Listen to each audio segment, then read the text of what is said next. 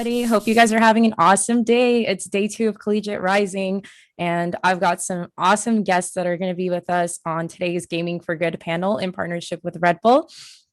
Uh, let's all get excited because diversity and inclusion is an extremely important topic, and it's definitely critical to the growth and the health of the gaming industry. In this panel, we're going to be talking to some amazing trailblazers that have led their organizations in carving a path for their cause. And we're going to also discuss what their biggest barriers, challenges, and triumphs have been throughout this. Today, I am introducing Kurston Timothy from Ubisoft and Black Gamer Pros, Ryan Johnson at Community, Rebecca Dixon from the Gamers Awards, and Cristina Amaya from Latinx in Gaming. And yeah, without further ado, we can get started.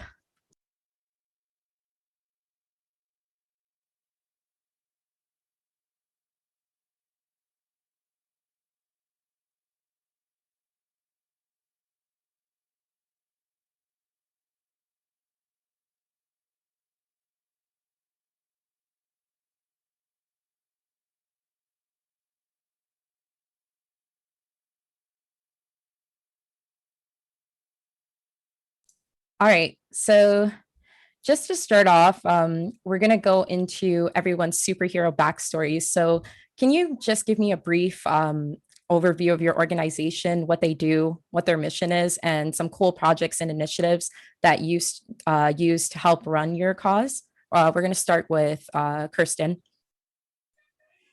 Yeah, no problem. So hello again, Kurston Timothy. I'm a employee resource group and partnership manager at Ubisoft. I've been working for the company for 4 years now. I'm also the co-creator and co-founder of the Black Game Pros Initiative. So something really cool that we do at Ubisoft is something called the Black Game Pro Mixer. And this is started to have like a resource to uplift and foster the many Black talents within the industry, more so because we know that we exist, but we didn't really have a landing place for us to really congregate, support, and uplift each other. Since 2019, we've held 6 mixers, two in person, which is kind of wild now, and 4 online. And they have like every reach from every part of the world. We've done a UK one, an African one. We held one in the States in 2019 at E3, one in my home studio here in Toronto, beginning of last year, 2020.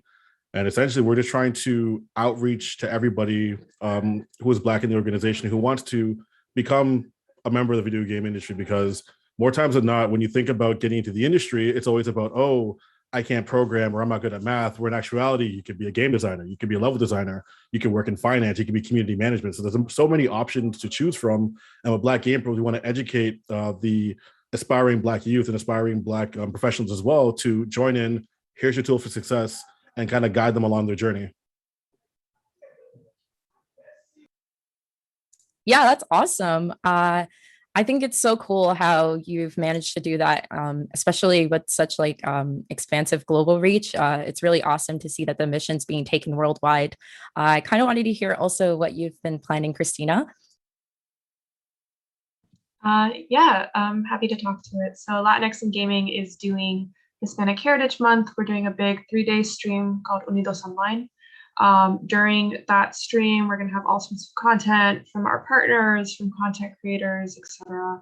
And we also have a month-long game jam that will be happening during that time period. So really excited about that. We have other stuff coming up that hasn't been announced yet, so I don't want to get too much into it. Yeah, of course. We definitely know that there's some things that can't be shared, but we're super excited, especially for the future projects you'll be working on. I also wanted to hear from from Rebecca. Definitely a game show, an award show is really exciting, and a lot of people would love to hear about it. Sorry. Yeah, thank you so much. It's really nice to be here. So the GameHers are, broadly, we're an organization that is a media platform and social network that aims to amplify, celebrate, highlight, support in any way that we can women's initiatives in gaming, and also create more where possible. So our sort of marquee event is the GameHers Awards, and it's awesome timing to be here today because the nomination period for the awards just launched last Friday. The awards are basically sort of an event that takes us back to our initial mission, which is, the idea that there's certainly a lot of room for for growth in terms of women, opportunities for women in gaming and equality for women in gaming. That being said, there are a lot of really incredible initiatives that are happening in gaming around women, by women, for women. And so the awards is an opportunity to highlight those, honor the women who deserve them and deserve the recognition. And also, hopefully the publicity around the awards will allow, whether it's younger women or women who don't know that so many people game and don't know about all these opportunities, or don't know about different careers, or that college esports or whatever it is, that it'll sort of create some visibility around that. So we're really excited. This is our second annual iteration of the awards, and it's already off to a big start. We've gotten a hugely positive response from gamers and from the industry at large. So we're really excited. It's a long season. There's still 2 weeks left of nominations. So certainly check out our website and nominate, deserving women, and then look for the voting period to happen. It's going to be really fun. Yeah, that's extremely exciting. I love that you pointed out collegiate esports, because, Collegiate Rising, everyone here loves collegiate esports. I do too, big fan. And that leads me to asking Ryan about the work that he's been involved in, because I know you've been working with HBCUs, and that's definitely a new area of collegiate. Do you want to tell us more about it? Yeah, for sure. Hey everyone, my name is Ryan Johnson, the founder and executive director of Cxmmunity and also the HBCU Esports League. So our organization, holistically, we're created to really increase the participation of African Americans in the esports space. Some of the early research that we found was nearly 82% of African American teens played video games, but only 2% actually worked in the industry as video game developers. So for me, it was like really important to find out, like, how do I meet students where they are and introduce them to these STEM-based careers? As other people have mentioned, there's careers within IT, within production, within the marketing, entrepreneurship, the whole nine. So we actually work with a lot of corporate brands, 2 of them being Twitch Student and also Red Bull, where we'll get corporate dollars and we'll actually help build out esports programs for HBCUs throughout North America. This week, we actually just launched our second league, our second season, that's going to be on Twitch starting next Wednesday, every Wednesday night from 7 to 10 p.m. Through our partnership with them, we actually secured front page for each of those broadcasts all the way through April of 2022. So last year we had a little over 14 million people that tuned into season 1, and we're really excited just to kind of see what we have. We've increased the number of schools, number of corporate partners, and actually have been building out physical esports labs at these schools when resources and funding becomes available. Just super excited. We work really closely with Ubisoft and Leon. We work super close with Rebecca. I know Cristina, we just met, but I'm sure at some point, like, our worlds will cross as well. And, we kind of have some history as well. So I'm just really excited to be on this panel and kind of just share less of like the challenges, but more so the things that have been overcome and like things that we're also looking forward to doing with the rest of North American collegiate esports as well. That's extremely thoughtful. I love the point that you brought up about sharing more of the good things, because obviously sometimes when we're pointing out things like inequity in the space, it can be a little bit negative and sometimes a downer. So it's really awesome to hear that there are people that are looking forward to the future and how we can impact future generations of gaming, which is what this is all about. So definitely wanted to get into the next question. And I know that it's really difficult to start a cause-oriented organization, whether you're profiting from it or like it's a nonprofit. It's not a small task. So what are some of the earliest challenges that you found in establishing your organization, and how did you overcome it? Since we were already talking about it, did you want to take this one, Brian? Yeah, sure. I would say from the beginning, one of the biggest challenges was just education, like bringing gaming into an ecosystem where it's never been structured. It was never a formal process. And then, of course, trying to introduce that formal process during a global pandemic when, faculty administrators, really their thoughts were elsewhere when it came to their academic institutions. So, once we kind of got over that hurdle and we actually began to show HBCUs the value, not only for the students from a social and competitive standpoint, but also for their institution themselves, of how if they are able to leverage esports in an appropriate manner and mirror gaming to curriculum around computer science and information technology, that it bridges the gap not only academically, but opens up the door for new sources of revenue for these HBCUs to take advantage of. So once we kind of got past that, the next biggest challenge was dealing with with corporate America and really helping them understand that we knew what we were talking about without historical information. Like, we started our organization last January, and of course by March the country had shut down.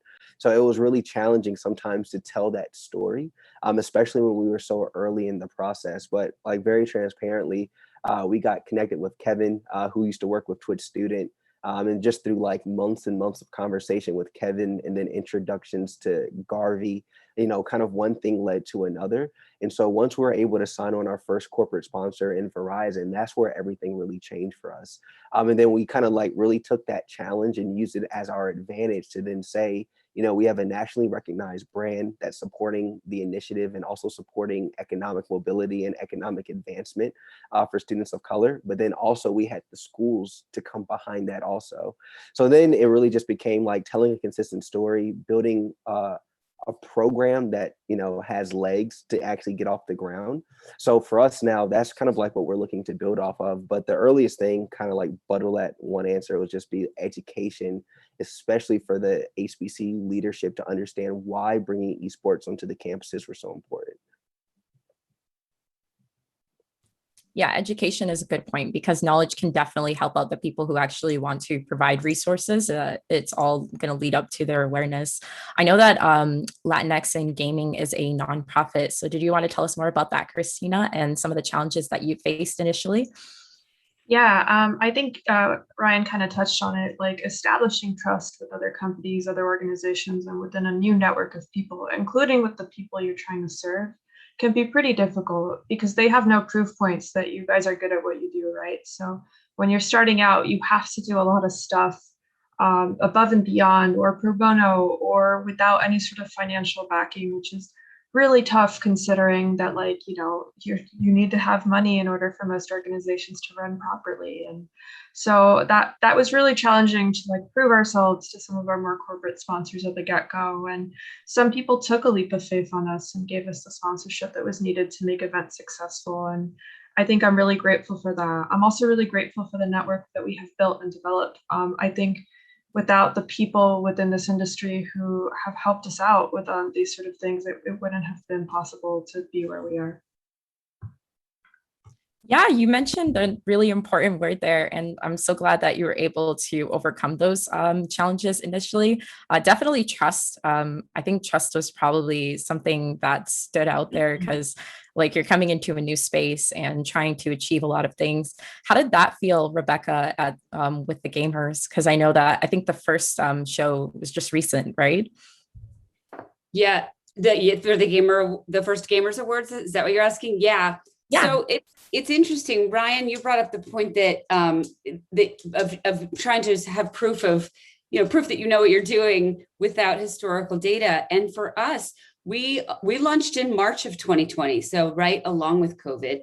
And one thing that is, whether or not it's unique, I don't know what the statistics are, but for companies in gaming, but my co-founders and I are not endemic to the industry at all. So we didn't have that. And we're not hardcore gamers.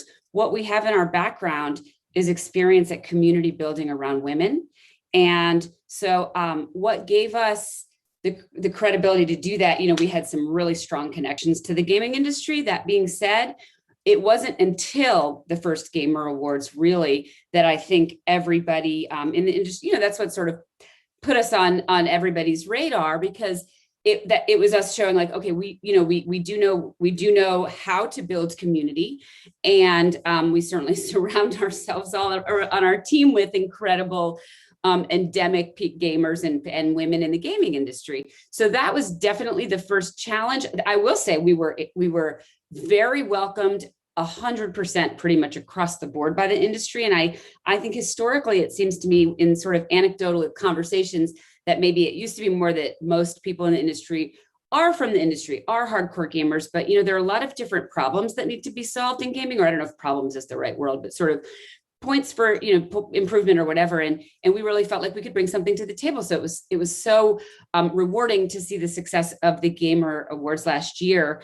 I think the other thing I'll mention, just since we're talking about collegiate here, is it was also very early on in our company history that we realized if we are going to really try to move the needle for women in gaming in any sort of significant way, that we need to be super intentional about the college space, because there are so many people in college and so many of them are women and so many of them are gamers.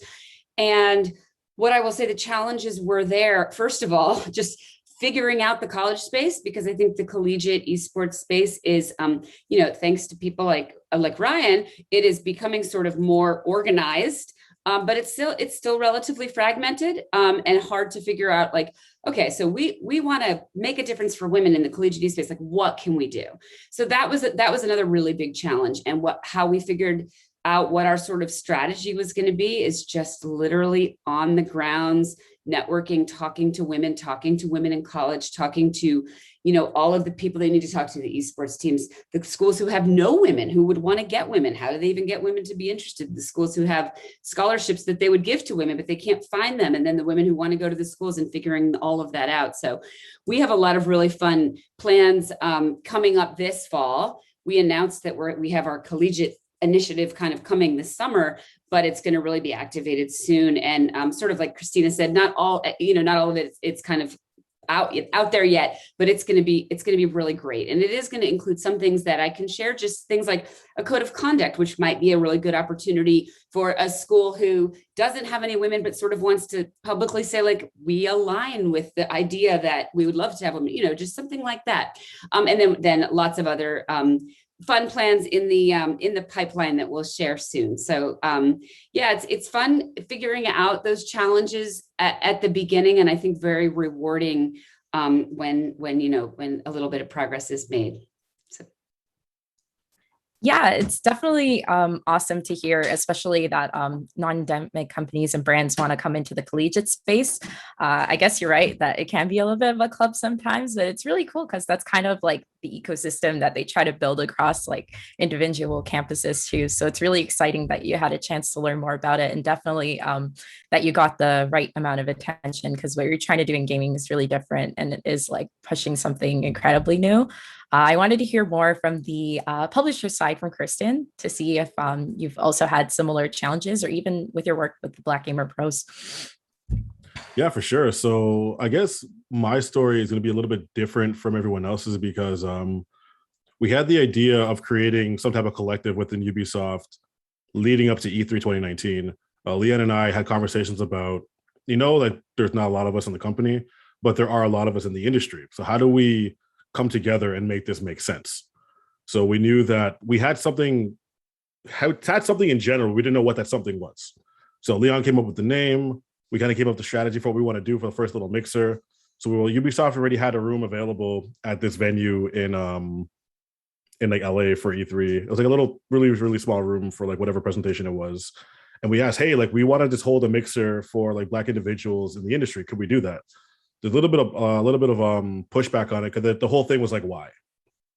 Like, why do you want a space? Why do you want to collect only Black individuals? That's kind of getting everyone else. Like, listen, we want to gather like-minded individuals who are Black, who are African-American in this space to understand, hey, like, what are you going through? What are some things that you're up to? Like, what initiatives are you doing? Like, how can we help out? How can we continue a conversation moving forward, right?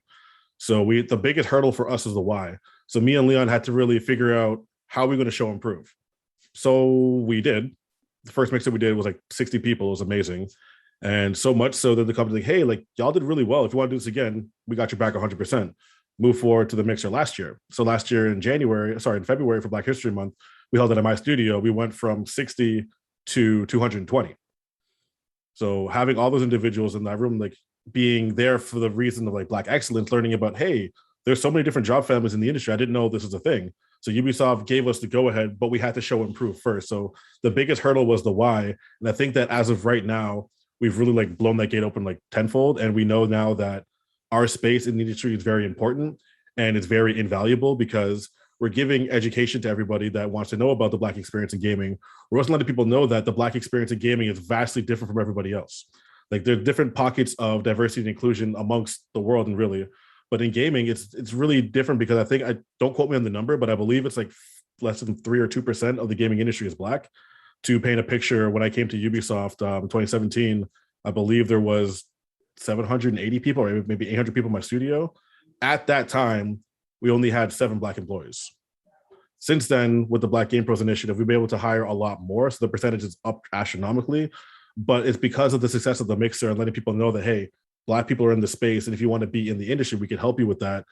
That's how we were able to find our success. So I guess the biggest hurdle was kind of crushing over that why, making that make sense, and then doing that again and again and again. Yeah, it's definitely really challenging to see that, especially with numbers like that in the year that we're currently in. It's kind of disappointing. So it's awesome to see that you've persevered and pushed through these, regardless of the issues that were put in front of you. I know that resources can be kind of tight with organizations, especially the ones that are focused on pushing causes. How have you been able to leverage and utilize limited resources to help support your initiatives? So you kind of already went over that, Kurston, like explaining that you had to prove it to the organization that you were working with in order to get it. So I wanted to hear a little bit more from Ryan again to see how Community was able to get started, because I know that you were definitely new to the space. Yeah, for sure. So kind of like going back 2 or 3 years, I actually started in esports full time in November of 2018. I interned with an investment group that was based in Atlanta, and we were working hand in hand at the time with DreamHack and helping create what was called like Esports Week. And I think probably the most notable one that we did was in 2019 at DreamHack Dallas. And so basically, like through those years of learnings, that was actually when I started to recognize the challenge of lack of representation, was actually going to these events, but not necessarily walking around on the floor of the exhibit hall. It was in the business, the B2B networking meetings, right? I would usually be one of, if not 2, African Americans in the entire space. So over time, I started to think to myself, well, look, I know a lot of people of color play games, but I'm not seeing it when I actually go to these various events. And so kind of fast forward, when we started Community, the resources, we were kind of fortunate because Atlanta at its core is a huge Black entrepreneurship ecosystem that has a ton of accelerator programs, especially for startup businesses. So we actually got started in last January in the WeWork Labs program, which was literally designed to help startups accelerate, get access to resources, get paired with mentors and also advisors. But then of course, everything that Atlanta has to offer from a gaming perspective, we were able to merge those worlds pretty quickly. So for us, resource-wise, it was challenging at first. It was primarily myself, but now kind of like over the last year, we've built, and we actually just made our 11th full-time hire this past week. So from a resource standpoint, we're able to, again, not to be repetitive, but tell a story that connected with corporate. And then of course, you know, in the middle of last year, you have the George Floyd crisis that took place. And then there was an influx of capital specifically to address the Black community around economic mobility and then also academic advancement. So for us, then it really just became about telling a story, why we deserve to be one of the receiving participants of the upwards of $7 to $10 billion that was then allocated towards Black causes.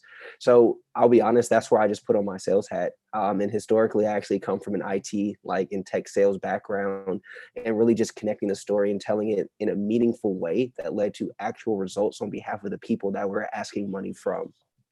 And so one thing I will say though, because Community is definitely a 501c3 nonprofit, and for other people that are kind of like in that lane, the story is probably the most impactful thing that you can tell. What I've recognized is that there are a lot of brands who everyone's going to ask for money.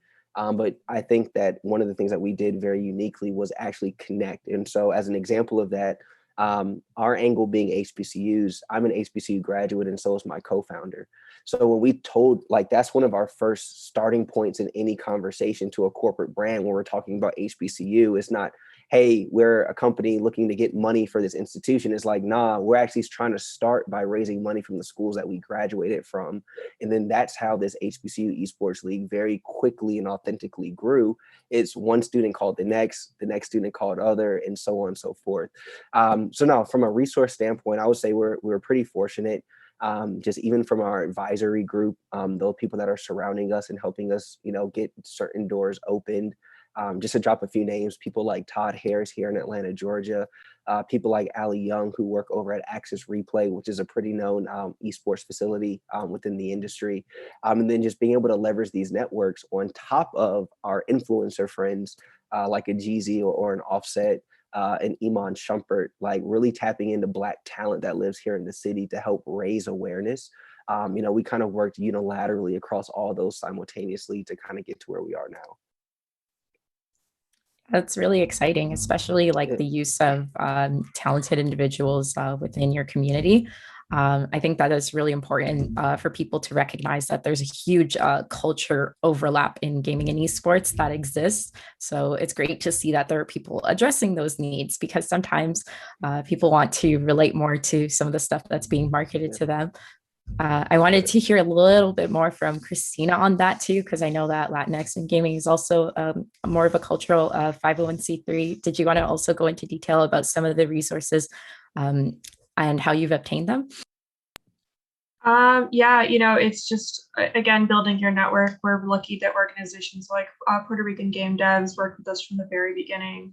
A lot of this stuff has been voluntary for most of my organization. Up until recently, we couldn't pay for staffing. We couldn't do all that sorts of stuff just because we didn't have the funds, and all our funds come from contributions from our sponsors. So now we finally are able to pay people for projects that they're doing. Now we have 2 staff that are with us part-time. It's really awesome to see all of these things grow. And I will say that it is in thanks not just to like other organizations and other people, but also in thanks to like the tireless efforts of my staff. Like every event is a success because we put 110% into it, and we do it because we know that like visibility is so important, right? Like it is so important for Latinx folks to see other Latinx folks on their screen, to see them winning awards, to see them at the head of companies. Like I say it all the time, but when I was younger and I would watch E3, it was always, white men walking across the stage presenting stuff. I never saw myself on that stage. I never saw myself in those games. And the only way I will be represented is if I or other people like me are up there doing that work. So we do it because we love it and we're passionate. And finally, like that passion is truly starting to pay off. We won awards last year. This year, we got big and great things coming. We have incredible partnerships. I think, again, really lucky, really grateful for all the people that help us here. Yeah, that's really exciting. Glad to hear that there's so many success being made there. Definitely representation is a super important thing, which is pretty much the reason the gamers exist, right, Rebecca? Because we were talking about it in an award show. Did you want to go into some more detail about how it was getting resources for yourselves? Because like you said, your experiences with communities outside of gaming. Absolutely. And, listen, there's the for-profit model and there's the nonprofit model, and both have value. We founded the gameHers. We actually like to call it a for-purpose company. And the purpose drives everything we do. The reason we founded it as a company is because that is number one, what we had experience doing. And we view ourselves primarily as a media platform externally, kind of an outward facing media platform to amplify, all of the women that we can. And internally, yes, by nature, then that creates a community, which is really wonderful. But we felt like if we were going to move that so-called needle that I think I referenced before, it was going to be really important to connect with every single sort of vertical in the industry. And that is including, everybody from publishers to esports teams, to colleges, to nonprofits, to brands, have visibility at the events. So, the way that we knew how to do that was in the model that we built. That being said, we were when we started, and we still are very, very much a startup. So our resources are limited in the ways that startup resources are limited. So we lean into. Cristina mentioned one of the things that we lean into a lot is the people on our team. I mean, we have an incredible team of women who work really tirelessly to make everything happen. The other thing that I think I would mention is we believe really, really strongly. It's what drives our whole organization in strategic partnerships. So we always say, if anybody is aligned with the idea that there's room for improvement for women in gaming, then there's probably some way we can strategically partner. And if that looks like a really elaborate long-term type thing, great. If it's just, us amplifying somebody's event, because that looks, that maybe gives them more visibility. And for us, it's doing kind of what we said we would do, also great. Sometimes there are brands that, we can get involved with in a certain way. Sometimes it's nonprofits. So the strategic partnership, to use sort of that generic umbrella over everything, is, I think, is really, really important. And it is particularly important in the collegiate space because, I mentioned before, collegiate is fragmented. There are lots of different leagues and organizations and tournaments and nuances, and some of it's still getting figured out. And certainly where women sit in all of that is still, in development. It's a young kind of industry, a young space. And so anytime we can sort of strategically find organizations or people or gamers or streamers to kind of help navigate us along the way, then we certainly try to do that. Yeah, that's awesome to hear. That's extremely exciting. Definitely excited for the future of collegiate, especially with all of the big brands that are getting involved. That's kind of what I wanted to lead into is now that there are a lot of brands getting involved, especially in the collegiate space, but even in some of the organizations that you're all working with. Kurston, you have a history of working with bigger brands. So how have you been able to show or bring value to them to leverage their reach and their additional resources in support of your causes? Yeah, so in that regard, it depends on like which type of event we're working on, right? So with Black Game Pros internally, what's happening is that because of the success of the first two mixers, Ubisoft has our back 100%. So any initiative we want to get done, we have that, right? But when it comes to working on different brands externally, so for example, I've been working on something called the Black Game Pros Workshop, and that's kind of an amalgamation of some local talent here in Toronto, myself at Ubisoft, and we wanted to be able to create these workshops to help people with an entry-level position to get into the industry, because in Canada, at least, this doesn't exist. I know that there is a few places in the States, I know GameHers in the Bay Area, they do that. But in Canada, particularly Toronto, this doesn't exist. So being approached to like Carl Michel Edwin, who is a good friend of mine, we're kind of working on this to make it happen. And on the other side, so when it comes to the content creation side, I created a team called Team Black Game Pros, and we actually partnered up with Elgato. And that happened because they approached me after, I think, the mixer in December, talking about, hey, we want to be able to help you guys out. We've been watching the mixer for the past year. We've seen how successful you are. Like, how can we do this?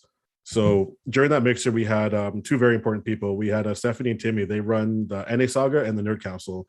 And the big thing right now is impact over numbers. They even have they have an agency right now in the UK that is built up of content creators that are doing impact over numbers. So essentially that it doesn't matter if you have like 5K, 2K, 1 million followers on your content creation, like Instagram, Twitch, whatever it is, they're giving you the backing to make your product. And when Elgato approached me, hey, I want to be able to take that model and support these content creators in that. And talking to different sponsors as well, like we worked with the University of Newcastle in December to do a collaboration around the launch of Watch Dogs Legion. So we worked with the Murky Foundation. We worked kind of in tandem with the Murky Foundation, so Stormzy's foundation for nonprofit. And we sent 2 kids to school based off the energy that we had with Black Game Pros, based off the knowledge of what we wanted to do. They believed in us to be like, hey, like we want to be able to match what Stormzy's doing in the Murky Foundation. How can Ubisoft do this? We worked in tandem, made an agreement, and we sent 2 kids to school in Newcastle University. And that's, again, it's based off of the work that Leon and I are doing, just to really showcase that Black talent is very important. Black talent is very minimal right now, but it exists. So right now, the biggest discourse in the industry is that getting BIPOC hires is impossible. And you see companies opening up and studios opening up, and you look at the staff, and the first thing you see is like a picture of like 20 white guys. Meanwhile, there are an ample amount of BIPOC individuals, Black individuals, who are ready and willing to join these companies, but they're not getting played because we can't find them. So back to the second Black Game Pro Mixer in February, Tanya DePass, who was like one of our guests there, she keeps on had a story talking about how she was approached by different people saying that we don't know how to find Black developers. Like, how is that a thing? We can't find Black artists, we can't find Black developers, but meanwhile, you open up Twitter and you go, particularly like you just type in Black artists, you'll see hundreds of thousands of people. So how come it's impossible for an organization to miss it, but we can, right? So again, with Black Game Pros, having this gigantic network that kind of an amalgamation of my network, Leon's network, and what we've been able to build up in the last 2 years, it's been a lot easier to get people, but it's been a journey, to say nonetheless, to say anything less, because it's just been having to be able to build up relationships with people to trust us has been like not a struggle, but it's been an overtime type of thing, if that makes sense. But it's just something you have to just kind of go trial and error until it makes sense. Yeah, absolutely. It's definitely challenging. Oh, sorry, you cut out there.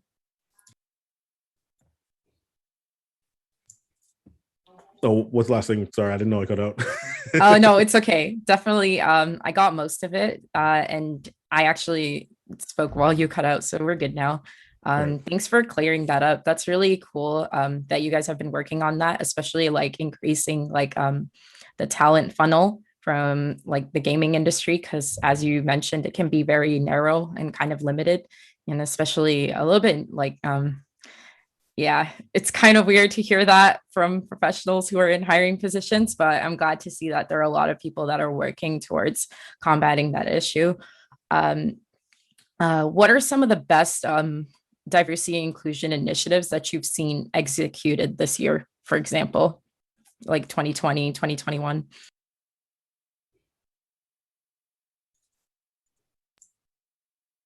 Oh, going on with me? Yeah. I wanted to start with you and we'll move on to the rest. Honestly, truly, it's the man right here, Ryan. I've been following him very closely for the past few months, and seeing everything that Ryan's doing is actually like really inspirational.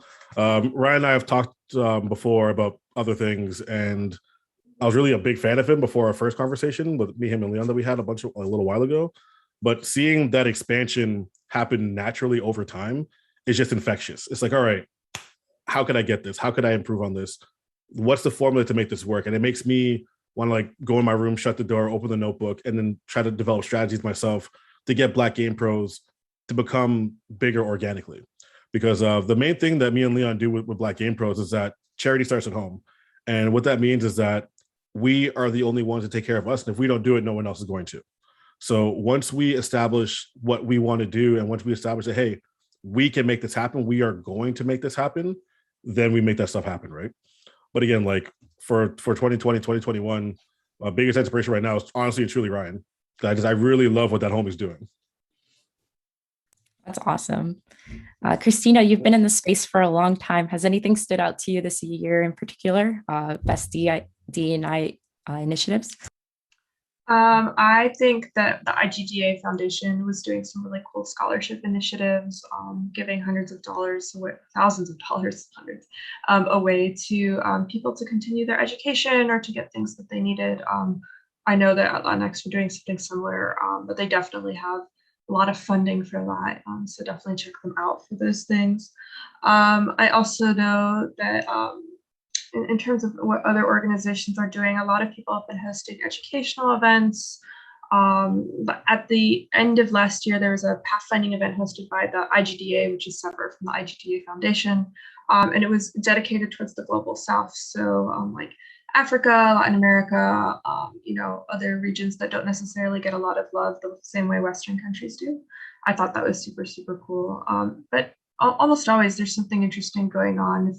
People are definitely trying to make sure that the space is more diverse. We just need more spotlights on all of those programs.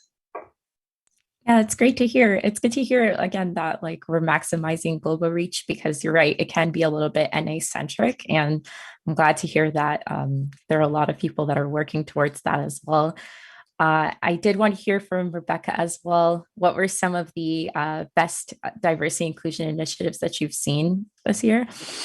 Yeah, I mean, I do have to say that we are certainly watching community too. You guys are doing such a good job, and you're setting a standard for the industry. So I would be remiss if I didn't say that, as well as IGD, both of the two that were already mentioned. Primarily, I think that what we've noticed a lot has been great is instead of giving you kind of one example, it's just that thematically, I think across all organizations, it's something that is being discussed and talked about everywhere. And that's really great. And it's a great thing to see, and it's different. And then as a follow-up to that, what we're really trying to encourage looking to the future, and I know this wasn't your question, but I'm just going to kind of add it on at the end. The next step for all the organizations who are talking about it and sort of trying to say it needs to happen, I think, is just making sure that there's some action on that. And so what we've been trying to do at the Gamers is to bring light to the small, the big, any of the initiatives are happening to support diversity, equity, and inclusion. And we just always encourage everybody to kind of do the same. But it is nice to see that it's something that is at least it's not being forgotten. It's just not something that we haven't gotten there yet. So it'll be great to see what 2022 brings. That's awesome. That's really exciting. I definitely love that there's a lot of Ryan praise so far. 2 people have listed him as their favorite organization. Did you have anyone that you've been looking to as like your golden standard that you wanted to share with us? Over here blushing from cheek to cheek. Thanks, guys. One thing I will say though, like very seriously, is like you never know who's watching. And I'm not even saying that in response to just their 2 comments, but even like students like reach out to us all the time via Instagram, and just to know kind of like there's this new found light, within the Black community when it comes to gaming. I think it's just really cool to see how everyone is individually stepping up, whether it's organizations or students themselves or corporate sponsors. It's just really cool to be. One of our favorite sayings has been like, history is rarely historic when you're in the middle of it. And so just seeing all this come to fruition is really dope. But I will say is like the people that have done a really, really good job. Just want to call out 2 organizations, one being Evil Geniuses and the other being Version 1. So Evil Geniuses and Version 1 are 2 of our academic esports org partners. And what they've actually done is like set aside jobs specifically for students at HBCUs that are within HBCU Esports League. So I think that like, first and foremost, there's so many orgs talking about they want to be diverse. And this is now 2 organizations that we work with directly that have said like, hey, we want to do this. And also one more, Team Liquid. We did an event with Team Liquid earlier this March where they are super, super supportive. And we are working with Aerial Powers over there. And then from a corporate standpoint, in addition to what Ubi's doing and like some of the things that we've been talking about with Leon is Riot. Because Riot also, they set aside 6 internships for HBCU students, and those kids are actually in those interns still at this very moment. And it's just awesome to see those 6 students that are all HBCU students, how they're growing and evolving in real time, working inside of an organization, and even how they're bringing in a different, unique perspective and flavor to a lot of those D&I and marketing conversations. But then on the flip side of that, seeing how those 6 students now are helping build up the HBCU gaming community, because each of those kids essentially operates as like the team captain for their various school. So it's just really dope to see all this stuff come to fruition and kind of to see everyone take their own ownership stake and run with it. So from my perspective, whether we're leading, whether we're second, third, fifth, I'll be honest, all of it's ambiguous to me. Like we just want to see change. And it's just cool to say that, we have a good grasp on like what's actually being made a difference so far in the space. So I'm just glad to be here and looking forward to all the cool things, doing in-person stuff with Rebecca later this year. So I'm just super excited for all of this. Yeah, this is great. Before we get into Q&A, I wanted to open up the last question to everyone to start. What do you think is the best way that students can get involved in diversity inclusion, and how can they do that from their campus? I'll kind of just, I guess I just went, so I'll go. Yeah. But I think in order to get involved, you just do it. I think too much of not esports, I don't think it's the industry's fault, but the conversation of DEI has really become so much of like a noun versus like a verb, right? And DEI is not a topic. You truly don't have to talk about it if it's actively being implemented. So what I would say is like, if people are interested in like actively doing DEI, just do it. Like these forums are awesome. I think it's really dope to always bring people together. But the biggest thing for us is just like, it's action. It's an action oriented word. So for students that want to be involved in the student, first off, you just do it. And you really don't bring up the barriers that create the conversational need for D&I topic to begin with. So that's just kind of like our straightforward approach.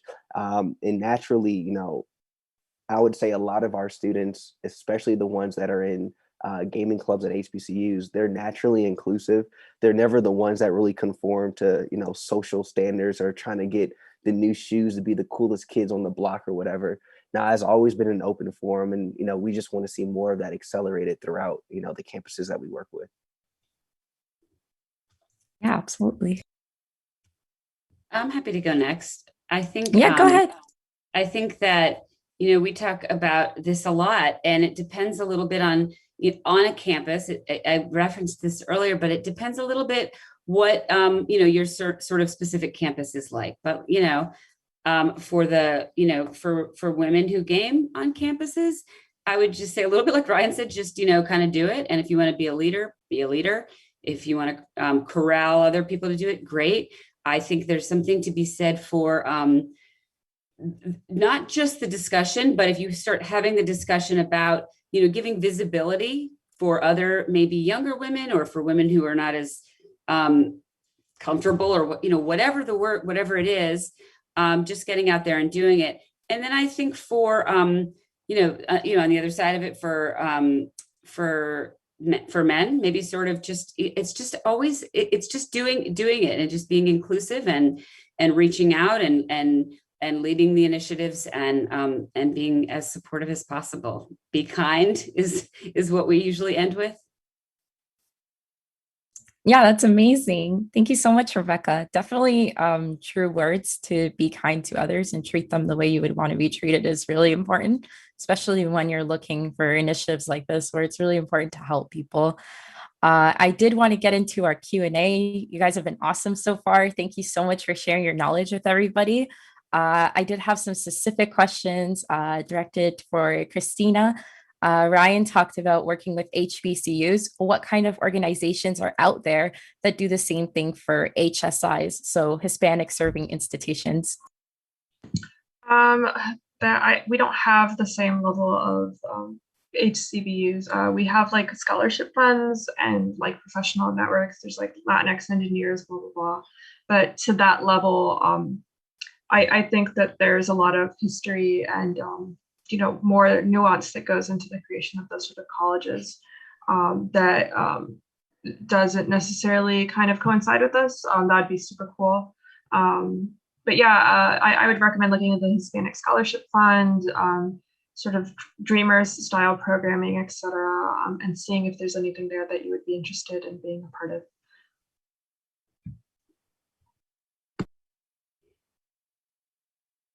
Yeah, thank you so much for the thorough answer. Definitely something you'd like to check out if that answered your question. So thank you. I wanted to direct this next question to Ryan. Has community ever thought or done any initiatives with specifically K-12 Black youth?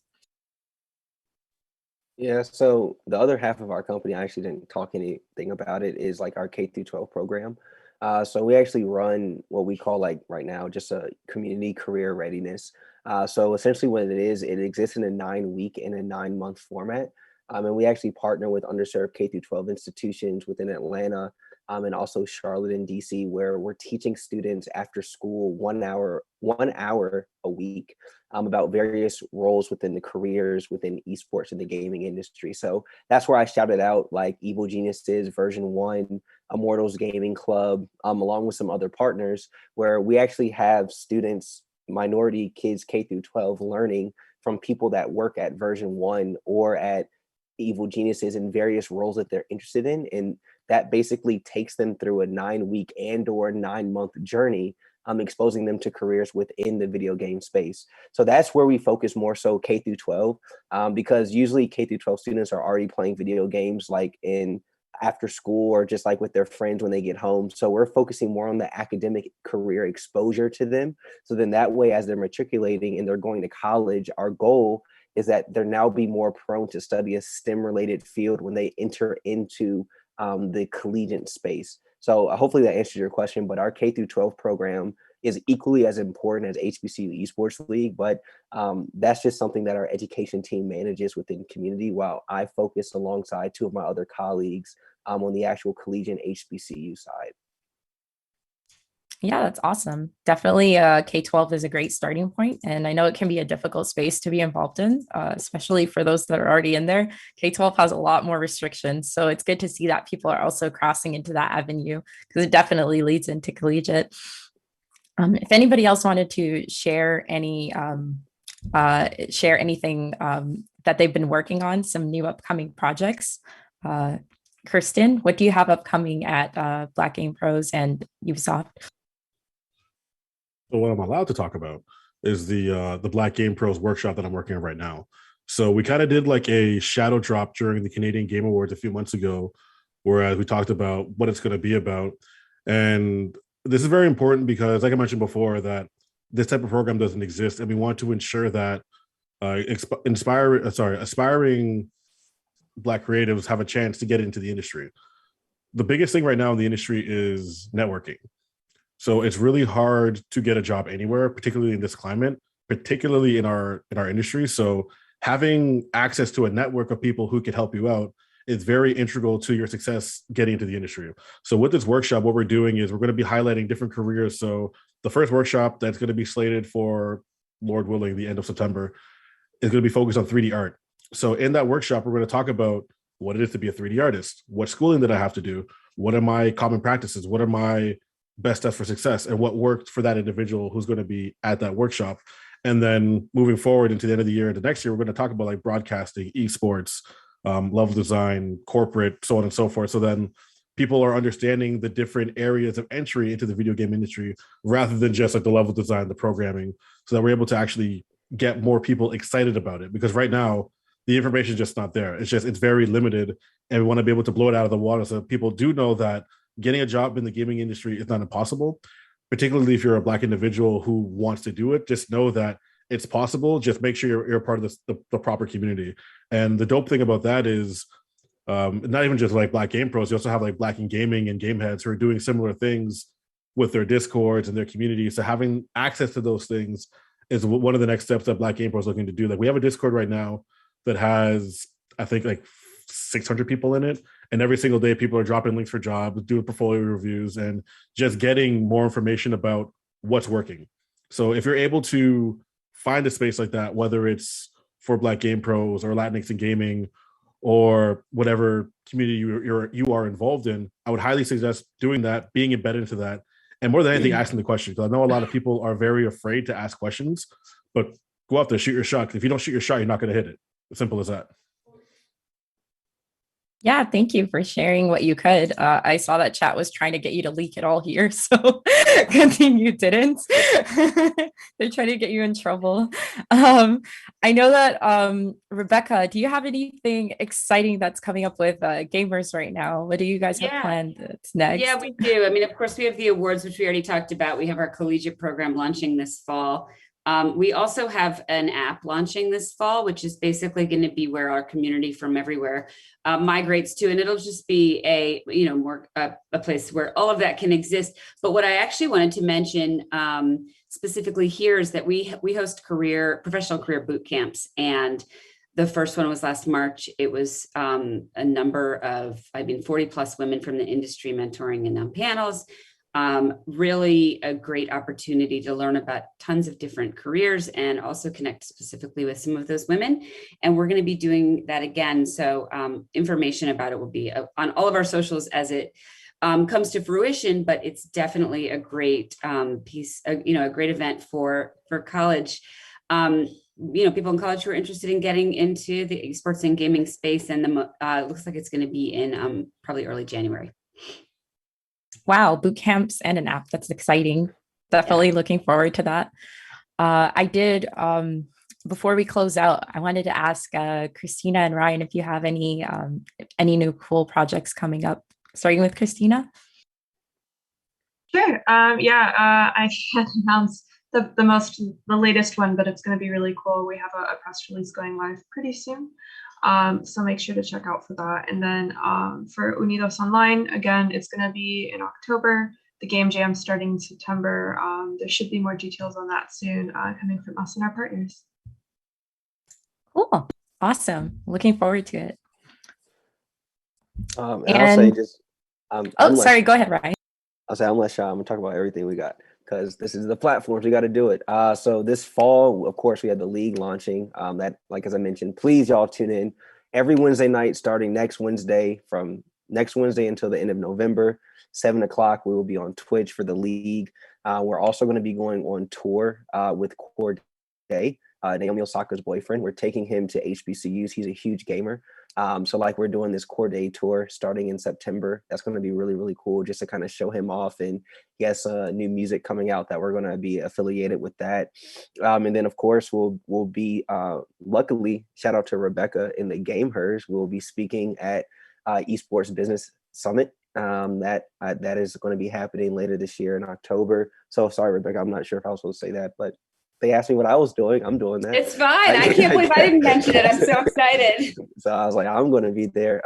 Yeah. So no, like those are like some pretty cool things coming up. And, for me, I'm pretty good at sharing on social. And this year, of course, like with, what's being back open to travel, people are coming out. I definitely share on LinkedIn. I love to connect with new faces and just build relationships authentically. So if anyone's going to be out in Vegas, let's just make plans now to connect later on in October. Definitely. Same.